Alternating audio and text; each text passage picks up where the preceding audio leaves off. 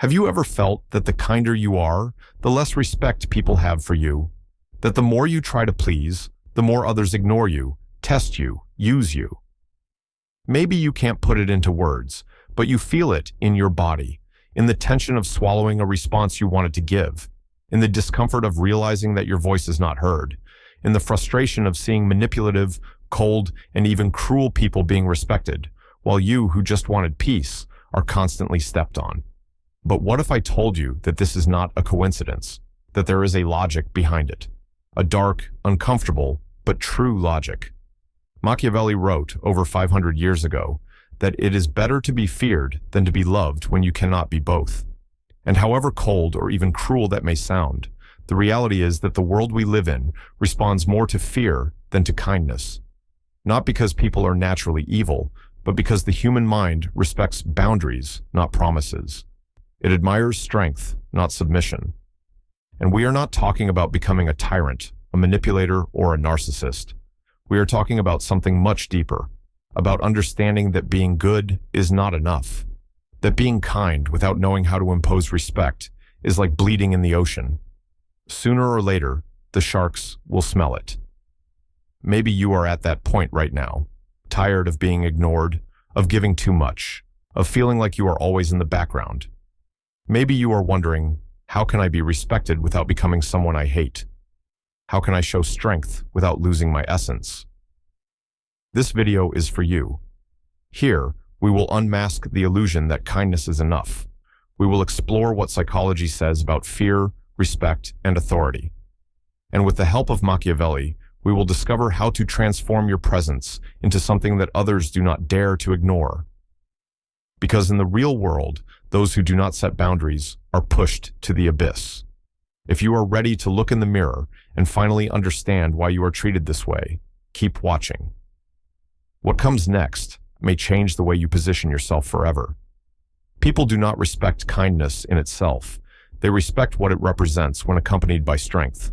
The mistake is in thinking that being good is enough, as if treating others well, being kind, avoiding conflicts, and sacrificing for others would automatically make you valued. But the human brain does not work that way. Respect does not arise from intention. It arises from the perception of authority. And authority, my dear, is built with posture, with firmness, and yes, with a certain degree of fear. Psychology has long shown that human beings react to fear with attention. When someone imposes clear boundaries, speaks with conviction, and does not hesitate to withdraw from abusive situations, the message conveyed is simple: not with me. And the other person's brain understands this as a barrier, a territory with an electric fence, a field where one does not tread without caution. Now think of the opposite. People who say yes when they mean no, who explain too much, who smile to avoid conflict, who remain silent to keep the peace. In the eyes of an observer, this person does not convey security, they convey permission. And where there is too much permission, abuse is born. Fear and respect are connected by an invisible but powerful thread. And it is not about threatening, shouting, or acting aggressively. That is disguised weakness. True psychological strength lies in self-control, in firm silence, in a gaze that does not need to justify its existence, in the simple act of saying no without a tremor in the voice. Machiavelli was not suggesting that the ruler be cruel for pleasure. He was warning of a human fact. People quickly forget favors, but they never forget who makes them think twice before crossing the line. This applies to political leaders, yes, but it also applies to you in your work, in your friendships, in your relationships. Those who do not understand this dynamic spend their lives trying to be liked, but they will never be taken seriously. And perhaps now you are wondering, so does that mean being good is wrong? But there is a dilemma, and that is what we will explore next. In the next part, we will talk about one of the greatest internal conflicts people face, the dilemma of kindness. How to know when your kindness is turned into weakness, and what to do when you realize you are being exploited precisely for trying to be fair. Get ready to face the mirror. The truth will hurt, but it will also set you free. If this content is making sense to you, click the subscribe button and subscribe to the channel. Thank you for your support. Maybe no one ever taught you this. Maybe you grew up hearing that being a good person was enough, that it was enough to treat others with empathy, to help whenever possible, to put others' needs before your own, that the world would return the same to you. But the reality is different. In the real world, kindness without discernment becomes bait. And predators, yes, they exist, sniff this out like a dog smells fear. There is a brutal, silent, and cruel dilemma. The more you try to be good, the more vulnerable you become. And this corrodes because you start to wonder, is the problem me? Am I being too nice? But if I stop being this way, will I be betraying who I am? It is at this point that many get stuck because they believe that hardening is corrupting oneself. But here's the truth no one told you. There is no true kindness without strength. A kindness that does not know how to protect itself, that does not set boundaries, that does not recognize when it is being exploited, is not virtue. It is naivety. It is a psychological trap created to keep good people trapped in roles of emotional servants. And this trap has a name: validation dependency. You get used to being the nice one, the one who gives in, the one who listens, the one who understands, the one who forgives even when the other does not deserve it. You confuse being peaceful with being passive, and little by little, you are swallowed by unbalanced relationships where only you give in, only you donate, only you care. Psychology calls this self-abandonment. You emotionally abandon yourself to sustain the image of someone good, pleasant, loved. But the cost is extremely high. You lose the respect of others. Yes, but worse, you lose respect for yourself. You need to understand that being good is not being weak. But being good without wisdom is the fastest path to pain. And Machiavelli knew this. He didn't want you to become cruel. He wanted you to understand human nature. And human nature respects those who know how to defend themselves. The question that remains now is how to do this without crossing the line, how to inspire respect, or even fear, without falling into the hatred of others or becoming what you despise the most. This is exactly what we will explore in the next part: who Machiavelli was and why he may be the mentor you need to learn to protect yourself without losing yourself. Niccolò Machiavelli was an unrelenting observer of human nature, a man who lived surrounded by political betrayals, civil wars, corrupt courts, and false allies. He saw with his own eyes what most people still refuse to see, that power is not in the hands of the righteous, but in the hands of the clear-sighted. And it was from this brutal clarity that The Prince, his most famous work, was born, hated by some, revered by others, but ignored only by fools. Machiavelli was not a monster, as many believe. He was, in fact, a radical realist. While others wrote about how rulers should be, he wrote about how they actually are. He understood that in a world governed by interests, naive idealism is an invitation to failure. Those who wish to govern, whether a state or their own lives, need to understand the game behind the game. When he says that it is safer to be feared than loved, he is not promoting gratuitous cruelty. He is saying that the love of others is unstable, conditional, fragile. People love you when you benefit them, when you satisfy their interests. But that love evaporates at the first sign of conflict, at the first no you dare to say. Fear, on the other hand, when used wisely, creates boundaries. It establishes a margin of respect, an invisible barrier that prevents abuse, manipulation, and disloyalty. Machiavelli saw fear not as a weapon of destruction, but as a wall of protection. The leader or the individual who does not inspire any fear will sooner or later be betrayed.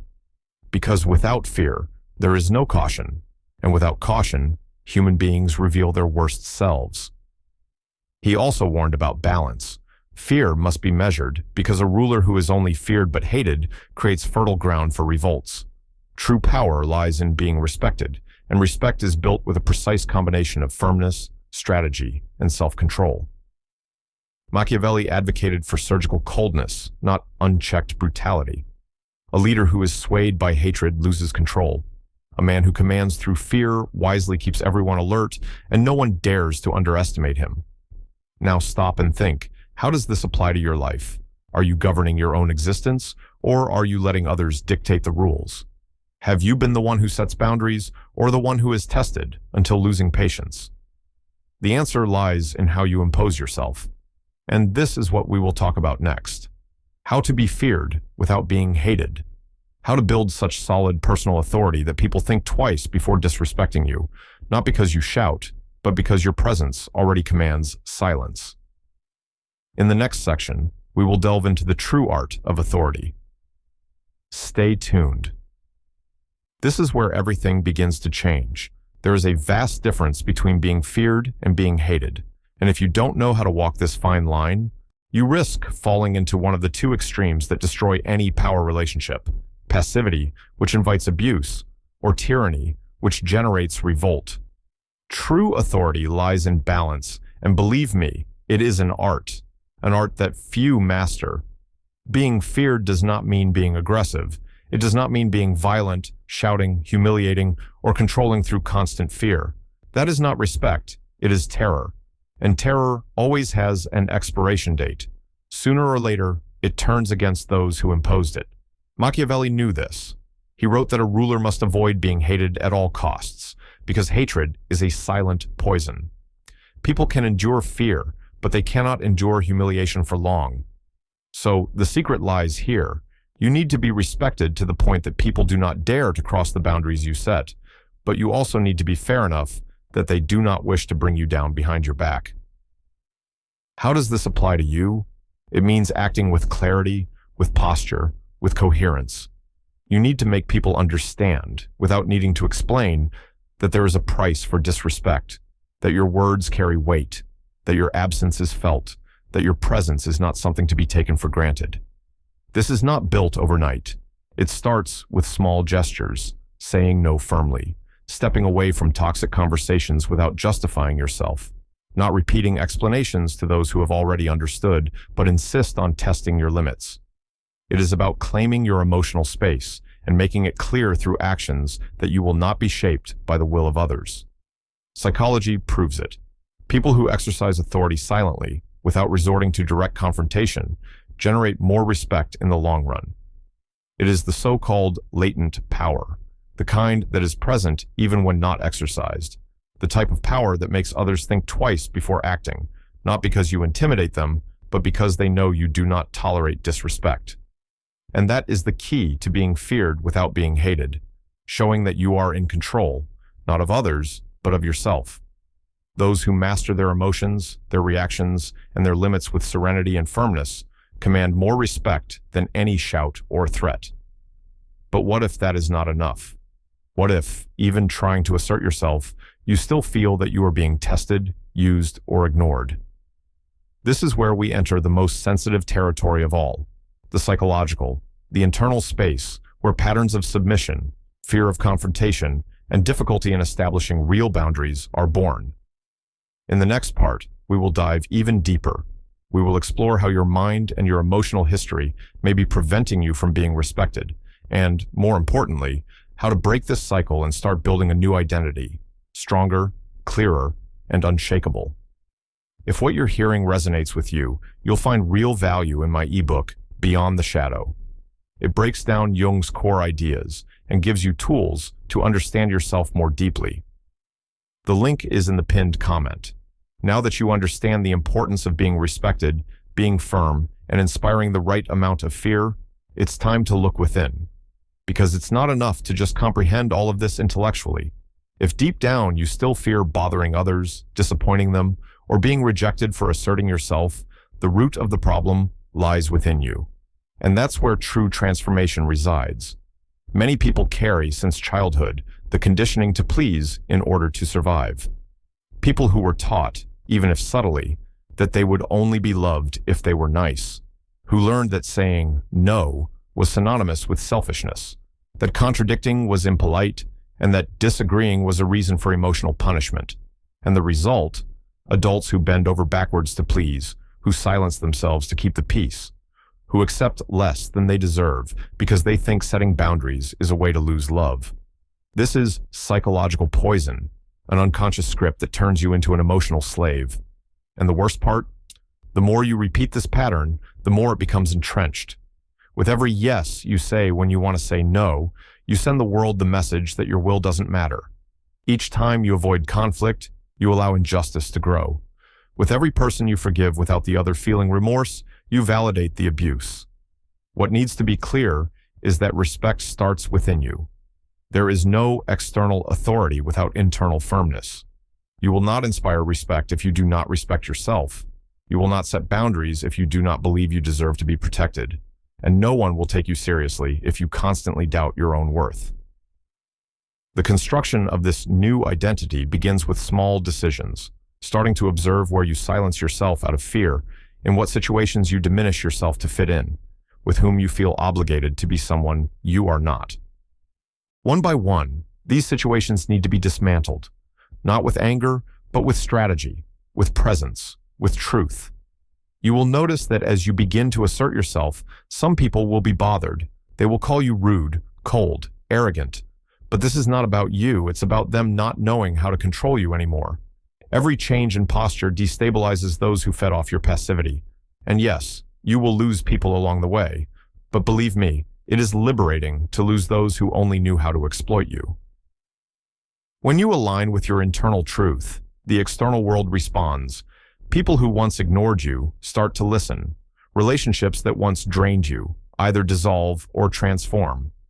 You stop begging for love and start attracting respect because now you are no longer overly accessible, and what is not easy to have always generates more value. But even with all this, there is still a missing piece, something that ties together everything we've discussed so far. You have understood the psychology, the philosophy, the behavior, but you still need to answer the final question: how to balance this new strength without becoming what you detest the most, how to maintain lucidity, respect, and integrity, even while commanding with firmness. That is what we will explore now. There comes a time when you need to make a decision. Either you keep trying to please the world, hoping that people will finally see your worth, or you stop begging for emotional crumbs and start behaving like someone who deserves respect. Because the truth is simple but brutal. No one will give you what you don't demand for yourself.